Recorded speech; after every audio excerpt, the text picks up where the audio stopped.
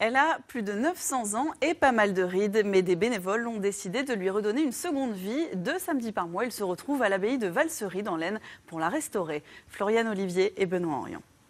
Ouais, voilà, tu continues, t'enlèves bien la mousse, un petit coup de brosse, et puis c'est bon. David donne les consignes du jour aux bénévoles. C'est lui le responsable du chantier.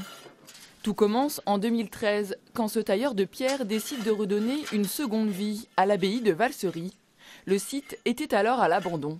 C'était drapé de végétation dégoulinante par les fenêtres. Il y avait des arbres devant, des arbres dessus, des arbres à l'intérieur. Et donc notre premier travail a été de défricher tout ça pour voir un petit peu dans quel état étaient les murs derrière la végétation. Françoise et Pierre sont les propriétaires des lieux.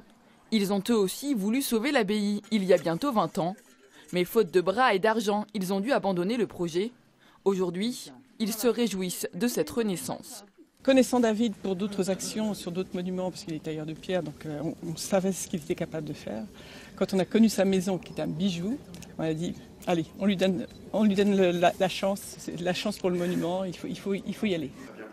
En quelques mois, 80 bénévoles se sont associés au projet qui doit durer près de 20 ans. 2 samedis par mois, ils sont une vingtaine à donner de leur temps. J'habite pas très loin et du coup c'est vraiment donner son temps sur du patrimoine très local et pas sur des choses beaucoup plus loin et beaucoup plus grosses. Et puis comme là il y a pas, c'est vraiment le début, c'est intéressant de voir justement l'évolution qu'il va pouvoir avoir dans les années qui vont venir. On ne se contente pas simplement de faire un travail de dépoussiérage, on fait vraiment un travail où on va redécouvrir un peu la vie du bâtiment à travers des pièces authentiques. Donc ça part vraiment d'une authenticité qui est propre à l'abbaye.